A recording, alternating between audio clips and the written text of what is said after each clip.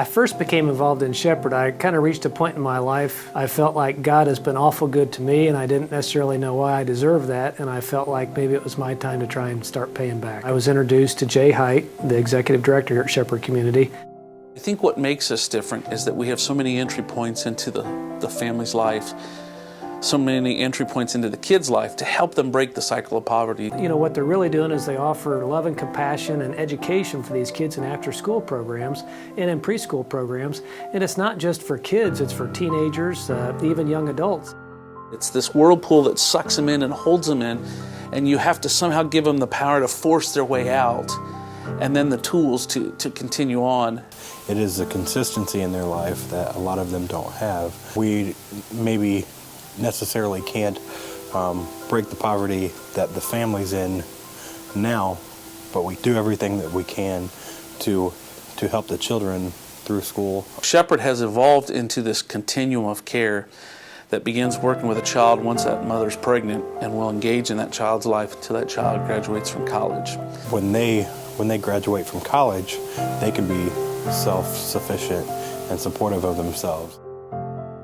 We have quite a few different programs, from the preschool kindergarten to an elementary after-school program.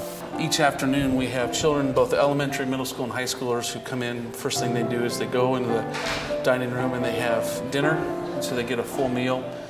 Tragically, 8 out of 10 kids in our neighborhood, if they're not in school, don't get 2 meals a day. Kiefer here is on a program called Play-Doh, where it's actually tutoring him. The after-school program, it's about academics. These kids have got to graduate from high school, and if they don't, then they're stuck in poverty for the rest of their life. On Tuesday nights, I meet specifically with the juniors and seniors, and we're working through how to understand and find scholarships.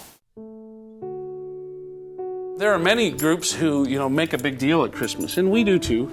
Every family in our program will be sponsored. Someone will buy gifts for the whole family. My wife and I and my kids that are now teenagers, we've come down here for the last several years, and we come down to wrap presents for the families. We'll do a store where 500 parents will be able to come in and select what they want for their kids, wrap it here, take it home, and it's from mom and dad, it's not from us.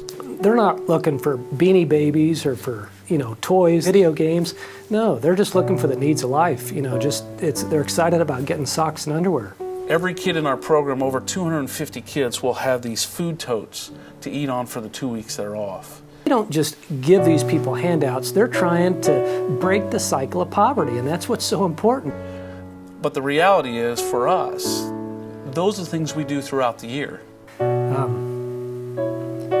It does get emotional because you are making a difference in these people's lives. We're just a funnel of people's love and compassion to others. They're not doing it for the money. I mean, they're really not. The people that work here are doing this for the love and the care that they have and for the mission that they have. It took 4 generations to build the cathedral in Milan, Italy.